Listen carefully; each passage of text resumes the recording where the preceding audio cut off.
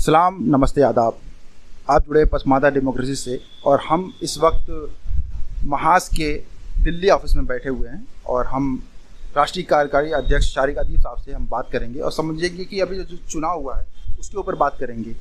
मोदी जी ने पसमानदा शब्द इस्तेमाल किया, उसके ऊपर बात करेंगे। और हम सबसे पहले हम इस पर बात करते हैं कि पसमानदा शब्द कहा जाता है अली अनवर साहब की देन है, जबकि शारिक अदीब साहब ने एक दस्तावेज़ शेयर किया था सोशल मीडिया पर जिसमें बताया गया था कि पसमानदा शब्द पहले इस्तेमाल किया जा चुका है। सर, सबसे पहले इसके बारे में बताएं। देखिए, अली अनवर साहब हमारे मोहतरम हैं, हमारे बुज़ुर्ग हैं, उनकी बड़ी ताउन रहा पसमानदा मूवमेंट के बारे में। लेकिन जहाँ तक ये लोग कहते हैं पसमानदा शब्द उन्होंने कॉइन किया, उन्होंने दिया, ये बात सरासर गलत है। उसके डॉक्यूमेंट्री एविडेंस मेरे पास हैं, मेरे घर में है, मैंने आपको ही भेजे थे और उसका ओरिजिनल कॉपी जो है मेरे घर पे रखी है, आप चलें आप देख लें।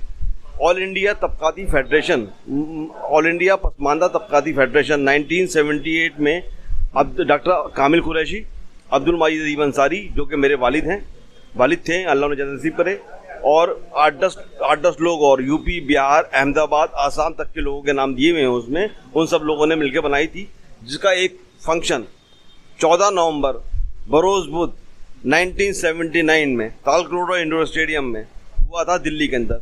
डॉक्यूमेंट्री एविडेंस किसी को चाहिए तो तालकटोरा स्टेडियम जाए और 1979 14 अक्टूबर का डेट रहेगा, उसके नाम पे बुक होगा, वो उनके पास होगा, मुझे प्रूव करने की ज़रूरत नहीं है। और ये शब्द पसमानदा शब्द 1978 में 8 लोगों ने मिलके बनाया था, जिसमें सारी बिरादरियाँ मौजूद थी। उसका डॉक्यूमेंट मैंने आपको दे रखा है ऑलरेडी। और अली अनवर साहब ने ऑल इंडिया पसमानदा मुस्लिम महाज बनाया, उनकी बहुत नेक ख्वाहिशात, उन्होंने बहुत अच्छा काम किया, हम डिनाई नहीं करते। डॉक्टर एजाज अली ने बहुत अच्छा काम किया। एजाज अली साहब की वालदा का भी अभी उनकी जोजा का इंतकाल हुआ है, मलका बेगम का, मैंने उनसे बात हुई थी और मैंने उनको भी दे रखा है। बड़े अच्छे काम करे लोगों ने। लेकिन अगर ये कहना साहब डॉक्टर अली अनवर साहब ने करा, ये उन लोगों के साथ ज़्यादती होगी। हम ज़्यादती नहीं करते, हम अल्लाह को मानने वाले लोग हैं, हम रसूल को मानने वाले लोग हैं, हम कुरान करीम की हिकमत को मानने वाले लोग हैं, तो ज़ाती हम नहीं करेंगे। ज़ाती डॉक्टर अली अनवर साहब की ने करी, क्योंकि जो पूरा श्रेय अपने आप ले लिया। 2 बार राज्यसभा के MP रहे और एक बार भी पार्लियामेंट के अंदर पसमानदा के बारे में एक डिबेट भी नहीं करी। तो लेकिन जब ये कोशिश, जब हम यंगस्टर से अलीगढ़ में थे, खालिद अंसारी हो गए, मैं हो गया और 4-5 लोग हमारे साथ, यूनुस भाई हमारे सीनियर थे, हम सब लोग बैठे, डॉक्टर हुमायूं मुराद जो कि गाजीपुर के एक अंसारी फैमिली से आते थे, उनके साथ बैठ के हम लोग बात क्या करते थे, काम क्या करते थे। हम लोग 1997-98 से इन्वॉल्व में इस मूवमेंट के अंदर। डॉक्टर अली उसके बाद जब हम दिल्ली में आए, जॉब्स में थे, तो हम लोगों ने ये जब देखा ये अबेंडेंट बेबी है, इसको पूछने वाला नहीं है, इसका कोई पुरसाने हाल नहीं है, तो हमने इसको अडॉप्ट किया और इसको रजिस्टर कराया, उसे प्रॉपर स्पेस दिया, इसको एक ऑफिस दिया। पहली बार लखनऊ में इसको ऑफिस दिया, 4 साल पहले ऑफिस दिया, फिर एक ऑफिस पटना में दिया, फुलवारी शरीफ, जो कि हमारे लिए मस्कन है जनाब आसिम बिहारी साहब का। हमने एक ऑफिस इसको रांची में दिया, टीका हाउस में, स्टेशन रोड पे, और अगला ऑफिस इसका दूसरा, तीसरा, चौथा ऑफिस अब दिल्ली में आज बन गया है इंशाअल्लाह रहमान। और बहुत जल्दी एक 5वां ऑफिस हैदराबाद में बनाएंगे, तेलंगाना में बनाएंगे, ताकि ये लड़ाई हमारी चल रही है। हमारा ऑफिस बॉम्बे बनाने का भी ख्वाहिश है, भोपाल बनाने का भी ख्वाहिश है। हम तो इसे ऑल इंडिया लेवल पे लेके पसमानदा की लड़ाई लड़ेंगे। अब लोग कहते हैं पसमानदा की लड़ाई अभी क्यों हो रही है? भाई अभी क्यों हो रही है कि हमने 2013 में बजात खुद शारिक अदीब अंसारी, एक राहुल गांधी ने मीटिंग बुलाई थी कि जिसमें कहा गया था माइनॉरिटीज़ के राइट्स के बारे में बात करेंगे। उसमें इन्विटेशन जब खुर्शीद सैयद साहब कांग्रेस के उस टाइम माइनॉरिटी विंग के चेयरमैन थे, उनका दावतनामा मेरे पास भी आया था। मैं मीटिंग में गया था और मीटिंग में जब राहुल गांधी बोलने खड़े हुए तो मैंने उनसे कह दिया, राहुल जी आप बैठ जाइए, पढ़ लिखे आदमी आप, हमारी भी दर्द सुन लीजिए। हाँ, आपको सुनने नहीं आए, हाँ आपका दर्द आपने वापस सुनाना है। राहुल जी वहाँ बैठे, 10 मिनट में बोला, मैंने उन्हें पसमानदा मूवमेंट के बारे में बताया, उन्हें मालूम ही नहीं था। वो गलती उसकी लड़के की नहीं है, लड़की मालूम है, इन्फॉर्मेशन ही नहीं थी राहुल गांधी को। तो उन्होंने कहा, मुझे पूरी उम्मीद थी कि राहुल गांधी के वहाँ से जवाब आएगा, कोई जवाब नहीं आया। लेकिन फिर एक ख़त मैंने प्राइम मिनिस्टर ऑफिस में, जब नरेंद्र मोदी की गवर्नमेंट बन गई, एक ख़त लिखा प्राइम मिनिस्टर ऑफिस से, वहाँ से 48 आवर्स में रिस्पॉन्स आ गया, व्हाट इज दिस। तो we explain them, we give presentation to prime minister, we wrote letters, we tweet all everything to prime minister office, और वहाँ से मुतवातिर जवाब आते रहे। और आज इसी कारण प्राइम मिनिस्टर ने पहली बार पसमानदा वर्ड का इस्तेमाल 2017 में अक्टूबर में भुवनेश्वर में किया था। वो ख़त मैंने ही लिखा था। उसके बाद दूसरा ख़त हैदराबाद के से पहले लिखा, जो हैदराबाद में किया, भोपाल में किया, फिर बम्बई दिल्ली के एमसीडी ऑफिस में किया, उसके बाद तो प्राइम मिनिस्टर कर ही रहे हैं, उसके लिए उनका बहुत शुक्रिया, बहुत नवाजी। पहला प्राइम मिनिस्टर है जिसने लाल किले से लेकर एमसीडी हाउस तक मुसलमानों की बात की, ये नेशनल नैरेटिव में आया, लेकिन एक्शन कुछ नहीं हुआ। अब हमारी डिमांड प्राइम मिनिस्टर से ये है कि एक्शन हो। मेरी ख्वाहिश ये है कि प्राइम मिनिस्टर ने एक्शन तो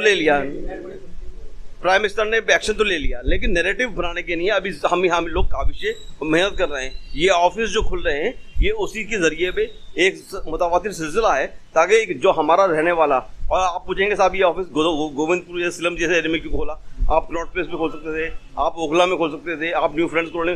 तो हमारा ऑफिस खोलने का मकसद सिर्फ यूँ है क्योंकि हम उसी जगह ऑफिस खोलेंगे जहाँ हमारे लोग रहते हैं, ताकि हम उनसे आइडेंटिफाई कर सकें, ताकि उनकी समस्याएं, उनकी प्रॉब्लम्स हम समझ सकें और वो लोग हमसे कनेक्ट करें। कोई आदमी हमसे मिलने न्यू फ्रेंड्स कॉलोनी 100 रुपये का ऑटो नहीं आएगा, हम चाहते हैं वो हमारे करीब रहे और हम उसके करीब रहें, इसलिए हमारा उससे रेगुलर कम्युनिकेशन रहे। हम कन्फ्रंटेशन पॉलिटिक्स नहीं चाहते, हम पॉलिटिक्स में हैं, पॉलिटिक्स कोई बुरा अल्फाज नहीं है। आपकी चाय का, आपके आटे का, आपका रेट भी बजट से तय होता है, तो पॉलिटिक्स कोई बुरा अल्फाज नहीं। हाँ, हम पॉलिटिक्स करते हैं, पॉलिटिक्स क्यों ना करें। अब नरेंद्र मोदी की तारीफ सिर्फ यूँ करेंगे कि प्राइम मिनिस्टर ने हमारी बात करी, लेकिन अब हम चाहते हैं कि प्राइम मिनिस्टर हमारी नहीं कुछ करें भी, एक्शन भी करें, चाहे यूपी में हो, चाहे सेंटर में हो, चाहे स्टेट गवर्नमेंट में हो। एक लास्ट सवाल था कि जो सेकुलर दल हैं वो पसमादा शब्द इस्तेमाल नहीं कर रहे, जबकि देखिए भाजपा इस्तेमाल कर रही है, और सेकुलर दल इवन ये कह रहे हैं पूरा पसमादा आंदोलन या पसमादा शब्द को ही वो कह रहे हैं कि ये भाजपा द्वारा गढ़ा गया शब्द, कृत्रिम शब्द है। इस तरीके से वो मतलब हमको डिग्रेड करने की बात। देखिए, जो शब्द है ये कोई भाजपा ने नहीं इजाद किया।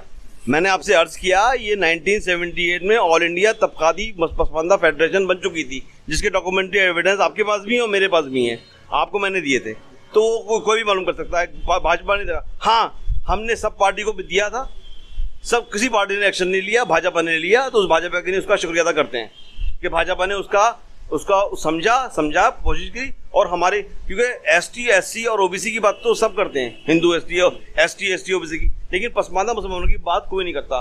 तो हम चाहते हैं, भाजपा ने ये वाली बात करी, उसके लिए उसका शुक्रिया अदा करते हैं, उसकी लीडरशिप का शुक्रिया अदा करते हैं, स्पेशली प्राइम मिनिस्टर का शुक्रिया अदा करते हैं, और स्पेशली प्राइम मिनिस्टर में ऑफिस में जो बैठे हुए अधिकारी हैं, जो उन्होंने हमारी बात करवाई, उनका शुक्रिया अदा करते हैं। ये एक लास्ट सवाल है हमारा कि सारे पसमादा जो है वोट करते हैं सेकुलर पार्टियों को, और जैसे आप बता रहे हैं कि भाजपा ने कोशिश की ये शब्द इस्तेमाल करने की, तो फिर ऐसे में कोई, हर राजनीतिक पार्टी चाहती है ना कि अगर हम किसी समाज के लिए कुछ बोल रहे हैं तो बदले में हमको कुछ मिले, तो फिर वो भाजपा आगे से कुछ नहीं करेगी। इस तरीके से ये भी बात, देखिए, ये जो नैरेटिव है ये सेकुलर दलों का है कि साहब भाजपा को वोट नहीं करते। इंटेलिजेंस की रिपोर्ट है, यूपी के इलेक्शन में 16% पसमानदाओं ने बीजेपी को वोट किया, 8% अभी लोकसभा में किया, कम हुआ है मानता हूँ, लेकिन एक शुरुआत तो हुई। किसी ख्वाब को ताबीर होने में सालों लगते हैं, सदियाँ लग जाती हैं, जनरेशन गुजर जाती हैं, अभी शुरुआत है। अब्दुल्ला साहब, वो वक्त दूर नहीं जब हिंदू मुस्लिम का नैरेटिव हिंदुस्तान में खत्म हो जाएगा।